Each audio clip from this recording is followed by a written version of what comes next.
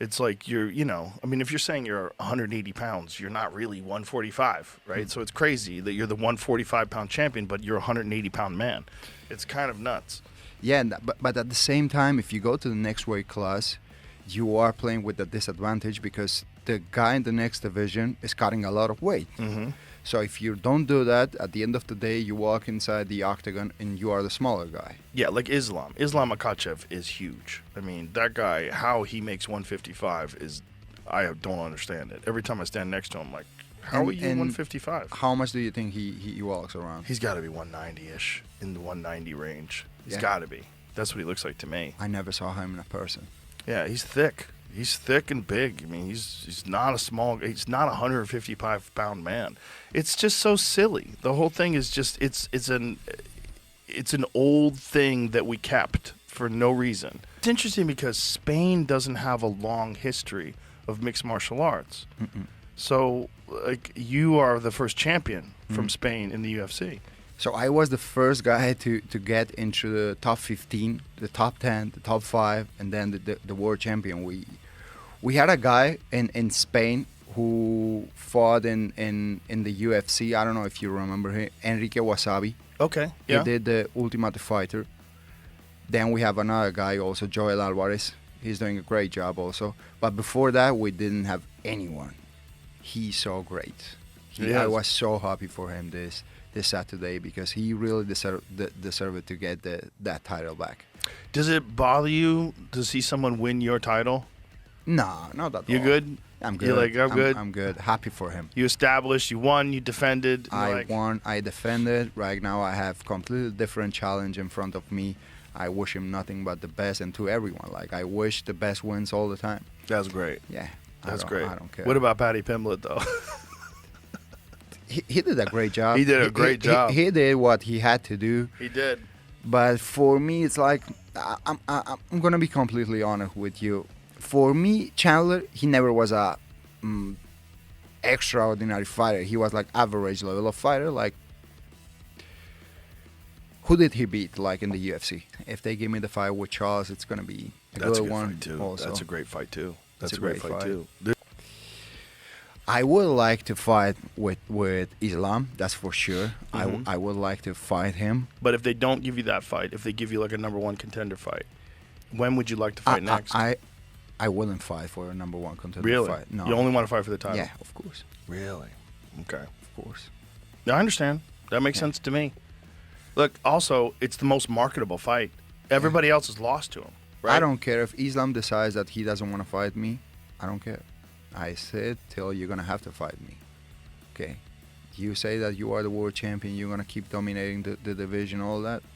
I'm here. You can't keep avoiding me all the time. So you would just sit on the sidelines rather than fight someone else? I don't think that they're gonna do that. I don't think they would put me on a sideline because they asked me to. I vacated the belt because I told them that I wouldn't fight in 145 again, but I get the promise that I would fight for the title in my next fight. Mm-hmm. So how much time you will stop me and from the fighting? So they did give you a promise that your next, when you vacated the belt, that your next fight would be if for they the title? give that chance to everyone, why not to me? Yes. They gave it to Henry Cejudo, they gave it to Conor McGregor, they gave it to George St. Pierre, they gave it to John, they gave it to everyone. Right. Yep. And I proved that I deserve that shot. As you said, I knock out two of the all-time greats. two of the all-time greats. To the great Walk, who was like dominating everyone in 145 division, and Max Holloway. Great fighters, both of them. I would put Justin Gaethje against Paddy Pimblett, me against Islam. Once I pass him, I get the title, and you put me against Paddy, because I think that he's gonna. You think Paddy's gonna beat Justin Gaethje? Easy. Wow. Really easy. Yeah, easy. Really easy. Yeah. Wow. That's a crazy thing to say because Justin Gaethje's an animal. Yeah, but he doesn't know how to grapple, and Paddy knows But that. he's a Division I wrestler. He knows how to grapple. You don't think he knows how to grapple? He just chooses not to. He chooses I to don't stand think so. and fight. I don't think so. Did you ever saw him submitting someone? I don't believe he's ever submitted someone, but I think that's because he likes to just crush people. He likes to bang it out and fight. He used to fight. What in a everyone very- likes is to dominate people and to win as soon as possible.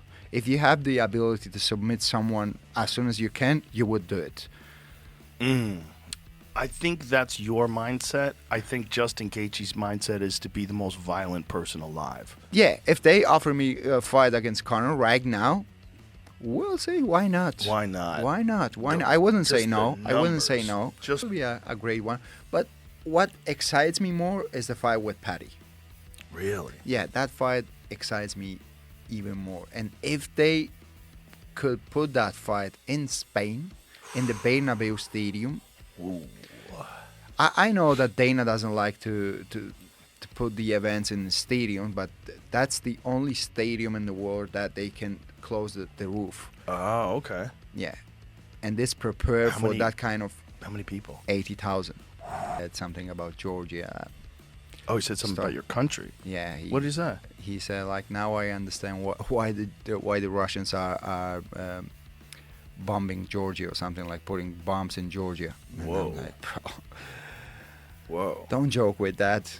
Yeah, You it's a can fucked joke up thing to about joke me. about. Say whatever you want to say about me. Whatever. He's a mushroom. He is this. He is that. Don't talk about war because you don't know how is it. Right. That's a crazy thing Yeah. to say. Don't say that. Yeah. So that was the beginning of it. Just out of nowhere he said that? He said that on Twitter. Oh, wow. Michael Chandler. Right. But when he faced a real fight, who did he face? Well, he hasn't faced anyone that Anyone. good yet, Like, but he fucked up Michael Chandler It doesn't better matter. than Charles Oliveira did. It does. And Charles Oliveira, even this is what I was telling you before. Like, when you got 10 losses in your record, that's not 1, 2, 3, 4, 5, 6. That's 10. Yeah. Like, when you walk in with a guy that has 10 losses, the level of confidence is completely different. It's completely different than when you walk in with a guy that it's undefeated.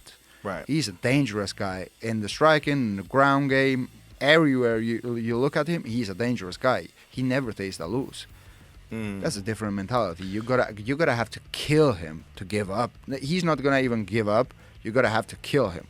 In the case of Charles, if he finds some adversity, he's gonna go to the ground. He's gonna sit and he's gonna be waiting like till you end up the fight. Yair Rodriguez, you got these guys that are so skillful. You got so much I talent. don't know what to tell you about Jair Rodriguez. I'm not a big fan of him. Yair? Yeah, No? How come? no. No, I don't know. I see him. He's the type of guy that you don't even need to take him down. He goes to the ground by himself. I don't know. He's like very spectacular at the way he fights and the striking and the kicks he throws and all that. But I don't know. I'm not a big fan of him. I'm fan of Volk and Max Holloway. Well, Actually, they were the smartest guys that I ever faced inside the octagon. I felt that they were smart. They had that fight IQ. They know how to fight. do you think Max Holloway made a mistake in going up to 55 and then back down to 45 again? Because he got big when he fought. 100%. Yeah, I think so too. 100%. Yeah. Hun- He looked too compromised. But He didn't look healthy at 45. he gets crazy for the title shot. Mm-hmm. He was like, take the gold. Yeah. Okay. Cool. Yeah. The people, most of them, they didn't understand what's behind a fighting game. It's not like only violence. You have to prepare yourself. You have to be smart. You have to work smarter than the other guy you're gonna face. There's so much factors that it's gonna play out that day. It's so much sacrifices that someone has to make before getting inside that octagon. It's not only fighting. It's more than that. I don't know. I love that. I Yeah. don't know, most of the people before, they used to see fighting as something very violent in Spain. They hate it. Right now, it's becoming bigger and bigger and bigger, and they're starting to love that.